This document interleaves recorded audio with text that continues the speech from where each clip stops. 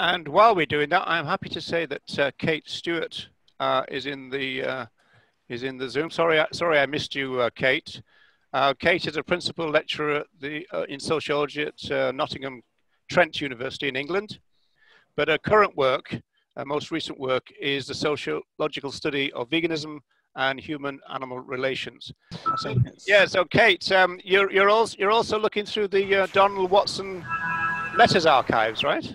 Yes, we are. So Matthew Cole and I have had access to his private papers that still exist at his old family home in Keswick, which is a magnificent B&B. When we're all allowed to go on holiday again, go and visit the B&B. They do an awesome vegan breakfast. But anyway, we've been digitally scanning and archiving his letters, his notes, his personal writings.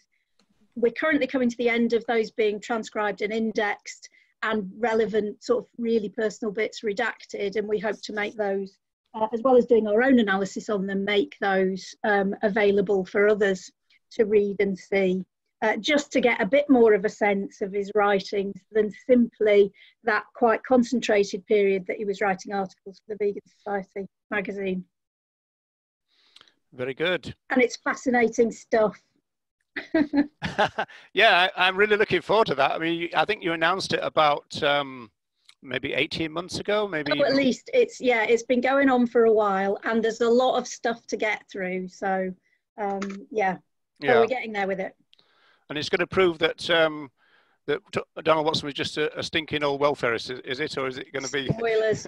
I mean, he was vegan for a very, very, very long time. I think if all of us had held exactly the same static position on our thoughts and approaches to veganism from the age of, I don't know, 16 to 90 odd when he passed away, I think that would be more of a shock if his views were fixed for that entire period of time and didn't evolve and change and shift throughout his life. Yeah, I think that's a fair point. And so, with that, we have the first poll results up. Ooh. So I think I'd love to get everyone's thoughts on these. So it looks like the first option, just simply that animal rights is an extension of human rights, has come out on top. However, the third option, I know, is close to our heart for a lot of us who are here, around other animals' rights being the focus, but that human rights also being included in the scope. So really differentiating between that focus versus the scope. Because I think that's one thing that pulls all of us together here is the interest in advancing the plight of our fellow animals. Roger, did you want to give some quick remarks on focus versus scope? I think the people who often claim that, you know, the other animals need their own movement, and they need a movement to concentrate on their well-being and in our terms the respect for their rights. They kind of create a problem, I think, which is not really there, in the sense that if you look at the history of the Vegan Society, you could understand it, especially with the work of Leslie Cross.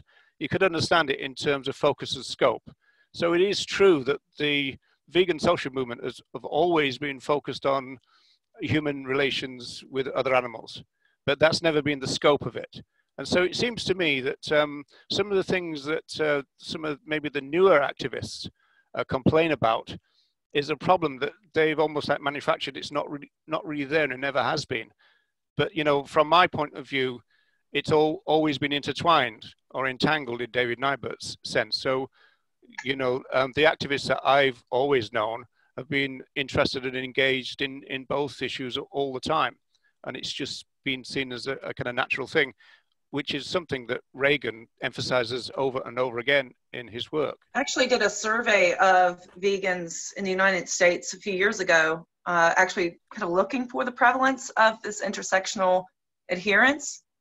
And although I think that the stereotype from outsiders is that we are too focused on animals, actually the results from the survey, it was 300 vegans, most of them were very much so interested in this intersectionality, not just values, but also their behaviors. They were really, really engaged in other movements, like critical anti-race movements, Black Lives Matter, feminist movements, environmental movement, obviously. So I think that I think the results of this little informal poll support existing research that although there are a lot of folks who think we should focus on animals and just animals, they're actually in a minority in the movement. I was going to say, I think if we're going to be opposed to speciesism, we also have to be opposed to the other forms of the interhuman forms of prejudice and oppression. Otherwise, we haven't got anything to really base our opposition to speciesism on. We have to be opposed to sexism, racism, etc., because we use that to formulate our position of opposition to speciesism. So it's vital that we are also opposed to those prejudices.